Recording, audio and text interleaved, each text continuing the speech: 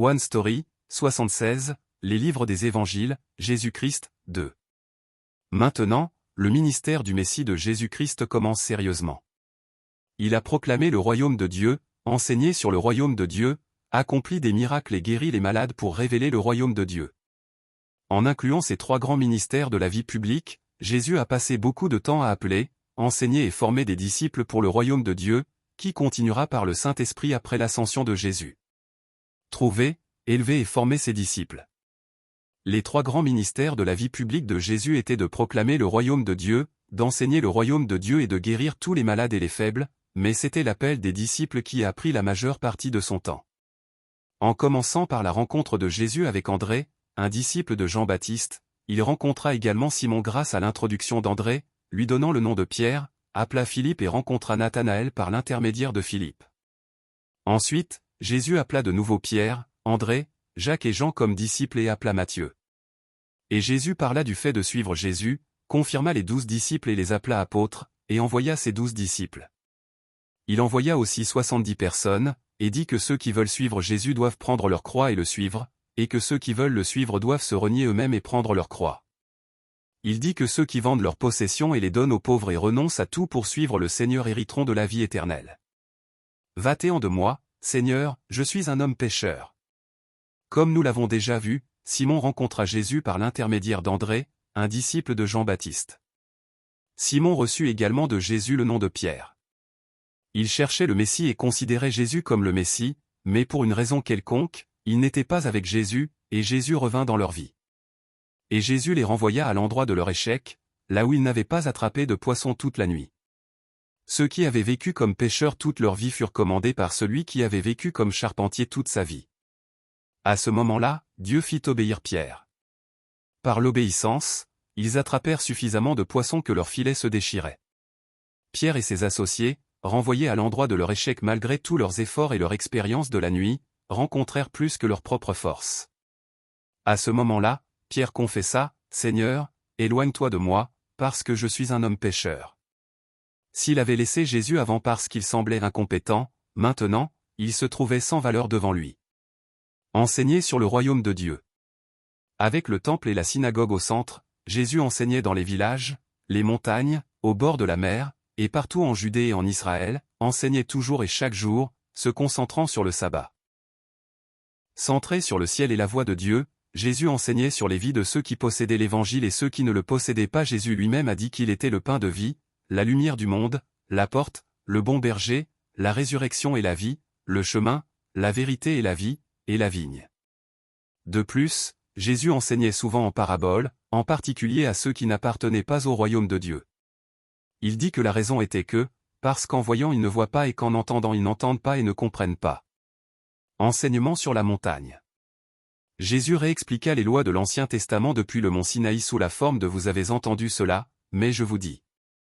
Cependant, Dieu prêcha l'enseignement parfait, non un nouvel enseignement, en disant « Ne croyez pas que je sois venu pour abolir la loi ou les prophètes, je suis venu non pour abolir, mais pour accomplir. » Jésus parla des bénis, des riches, bien nourris, et de ceux qui rient, du sel de la terre, de la lumière du monde, de la loi et des prophètes, du meurtre, de la réconciliation, de l'adultère, du divorce, des serments, de la vengeance, de l'amour des ennemis, des œuvres de charité, de la prière du Seigneur, du jeûne, des biens matériels, des yeux et de la vue, de servir de maître, de la cupidité, des richesses, des préoccupations, des critiques, des choses sacrées, de chercher. Demander et frapper, de faire aux autres ce que vous voudriez qu'ils vous fassent, de la vie chrétienne entrant par la porte étroite, des fruits de la vie, de la volonté de notre Père Céleste, et de l'écoute et de l'obéissance. Heureux ceux qui. Quand nous voyons heureux ceux qui reconnaissent leur pauvreté spirituelle, car le royaume des cieux leur appartient, il est préférable de voir cela comme, ceux qui sont pauvres en esprit ont la bénédiction parce que le ciel leur appartient. Le ciel ne leur appartient pas parce que leur esprit est pauvre, ni parce qu'ils sont bénis. Parce que le ciel leur appartient, ils sont pauvres en esprit et parce que le ciel leur appartient, ils sont bénis. Il en va de même pour les 7 autres bénédictions. L'esprit des pécheurs devenant pauvre, et l'esprit des pécheurs cherchant la patience et recherchant la grâce n'est possible que lorsque le ciel vient. Ce n'est que lorsque Jésus-Christ, le Sauveur qui est Dieu dans le monde, venu en tant que sujet du royaume de Dieu, arrive, qu'ils deviennent les bénis de la bénédiction d'Abraham, et ceux-là sont précisément ceux qui peuvent devenir pauvres en esprit. Voilà la bénédiction et les bénis dans la Bible. Vous êtes le sel et la lumière du monde. Jésus a proclamé au peuple et surtout à ses disciples, vous êtes le sel de la terre, vous êtes la lumière du monde. Ce n'est pas devenez du sel ou devenez de la lumière en faisant quelque chose. De même que le statut des enfants de Dieu est obtenu uniquement par l'œuvre de Dieu, nous devenons enfants de Dieu et en même temps devenons le sel et la lumière du monde. Ce n'est pas parce que notre nature a changé, ni parce que notre nature va changer, ni à cause de nos bonnes actions. Dieu nous appelle ainsi, et nous devenons ces êtres à travers Jésus-Christ. Vous avez déjà commis l'adultère dans votre cœur. Jésus a dit, ne croyez pas que je sois venu pour abolir la loi ou les prophètes, je suis venu non pour abolir, mais pour accomplir. Et il a dit que nous devons être capables de garder notre cœur contre le meurtre et l'adultère, ce qui est impossible en tant que pécheurs. C'est pourquoi il est nécessaire de fuir vers l'innocence. Comme nous ne sommes pas innocents, nous fuyons vers l'innocent Jésus-Christ. Ce n'est qu'alors que nous pouvons éviter la colère de Dieu pour ne pas avoir pu respecter cette loi. Si quelqu'un te frappe sur la joue droite, tends lui aussi l'autre. Il y a généralement plus de droitiers que de gauchers. Par conséquent, en général, lorsqu'on frappe l'autre sur la joue avec la main droite, c'est la joue gauche de l'autre personne qui est frappée, mais Jésus a dit, si quelqu'un te gifle sur la joue droite. Ce n'est pas parce qu'il y avait plus de gauchers en Judée, mais parce que cela a été fait avec la main droite, mais avec le dos de la main. Pour tout le monde, être frappé avec le dos de la main, et non avec la paume, est plus qu'une simple douleur, c'est une insulte. Lorsque leur fierté est blessée, les humains sont capables de meurtre et de suicide.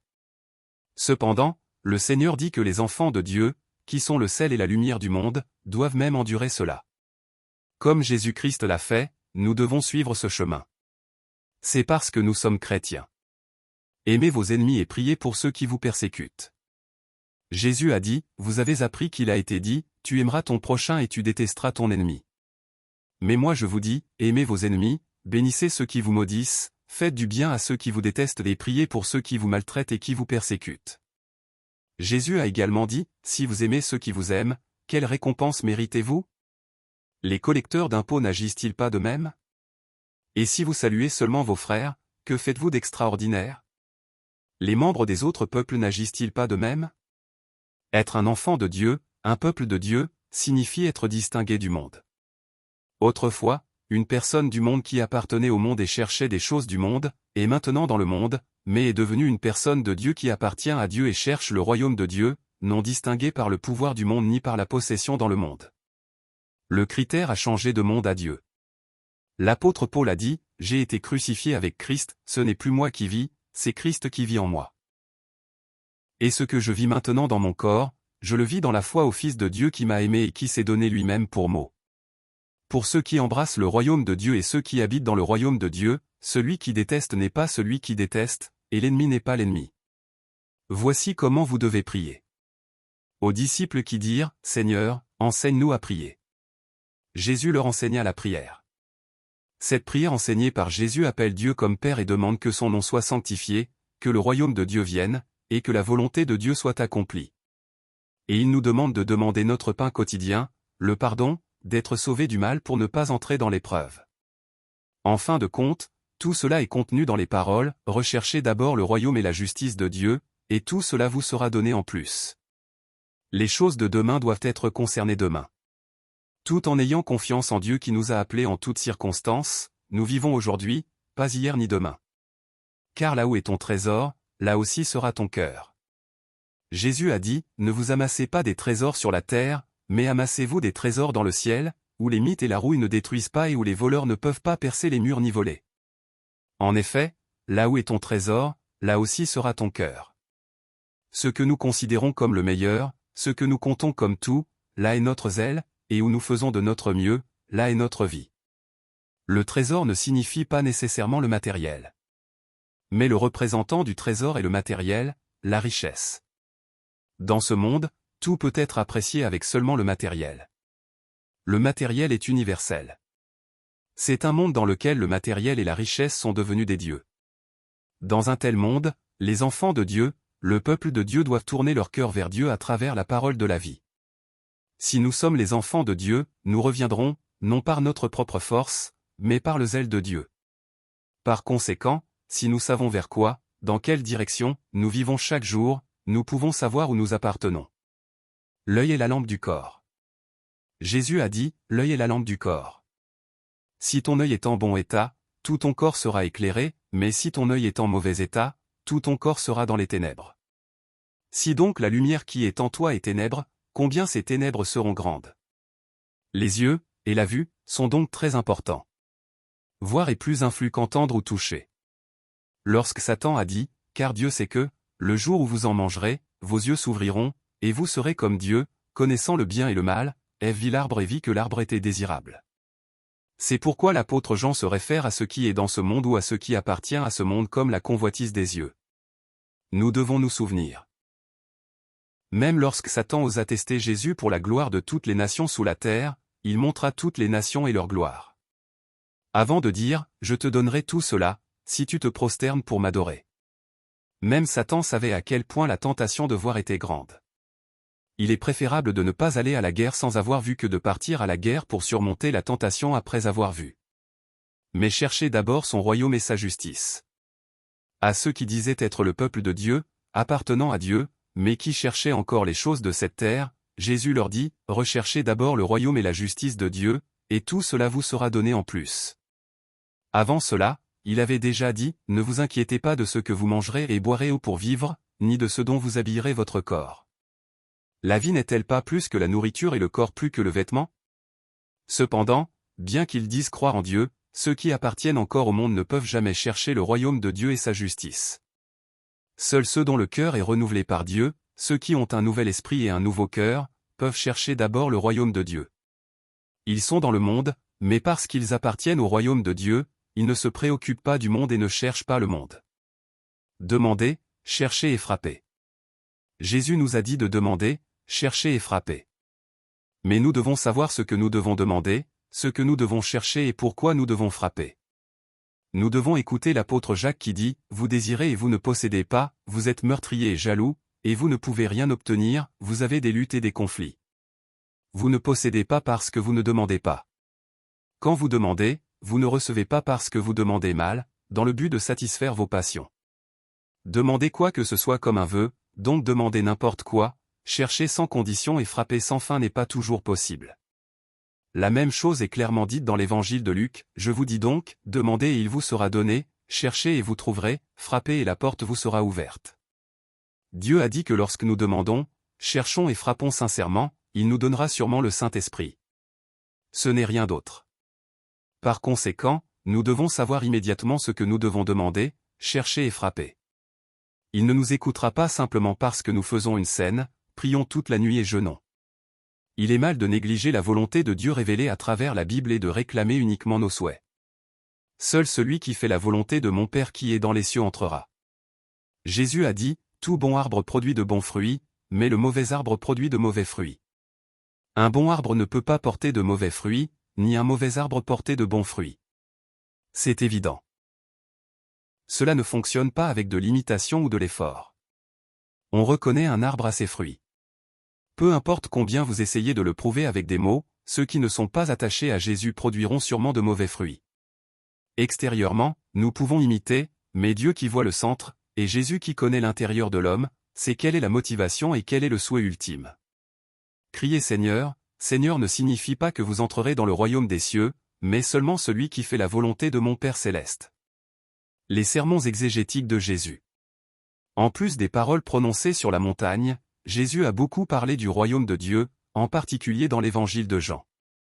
Jésus a enseigné qu'un homme ne peut voir le royaume de Dieu à moins qu'il ne naisse de nouveau, comment Dieu a tant aimé le monde qu'il a donné son Fils unique, afin que quiconque croit en lui ne périsse point, mais ait la vie éternelle, que quiconque boit l'eau que Jésus donne n'aura jamais soif et deviendra en lui une source d'eau jaillissant pour la vie éternelle, que ceux qui ont fait le bien ressusciteront pour la vie, et ceux qui ont fait le mal ressusciteront pour être condamnés, que la Bible est le témoignage de Jésus, comment Jésus est le pain de vie, et ceux qui viennent à Jésus n'auront jamais faim, et ceux qui croient en Jésus n'auront jamais soif, concernant les paroles de Jésus qui sont l'esprit et la vie, concernant les enseignements de Jésus qui ne sont pas de Jésus, mais de celui qui l'a envoyé, que ceux qui croient en Jésus, comme l'Écriture l'a dit, auront des ruisseaux d'eau vive, le Saint-Esprit, qui couleront de l'intérieur d'eux, que Jésus ne fait rien de lui même, mais parle seulement de ce que le Père lui a enseigné, que connaître la vérité et la vérité nous rendra libres et que ceux qui appartiennent à Dieu entendent ce que Dieu dit, et la raison pour laquelle ils ne l'entendent pas est qu'ils n'appartiennent pas à Dieu.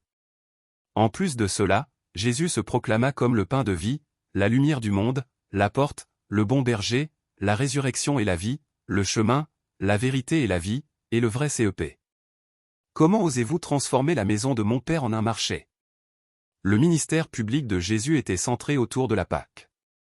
La raison pour laquelle nous pouvons voir que la période de la vie publique de Jésus a duré plus de 3 ans et que la Pâque apparaît 3 fois dans l'évangile de Jean. Et lors de la première Pâque, Jésus dit aux gens qui commerçaient pendant la saison de la Pâque dans le temple, « Enlevez cela d'ici, ne faites pas de la maison de mon Père une maison de commerce. » Cet événement de nettoyage du temple, le renversement du temple, se produira à nouveau lors de la troisième Pâque. La maison du Père dont Jésus parlait est le temple. Et avec la mort de Jésus, le temple est devenu le temple du Saint-Esprit, et le temple du Saint-Esprit est devenu un chrétien dans lequel le Saint-Esprit réside. Par conséquent, nous devons nous assurer que le cœur et la vie du chrétien ne deviennent pas une maison de commerce, une maison qui poursuit les choses du monde. Comme un seul chemin, une seule vérité et une seule vie, Jésus est venu en tant que royaume de Dieu pour le prêcher. Nous pouvons aller au royaume de Dieu à travers Jésus. Il est le seul chemin. Cette histoire de Jésus qui est devenue la réalité du royaume de Dieu, pas une ombre mais le royaume de Dieu, cette histoire du zèle de Dieu, continuera.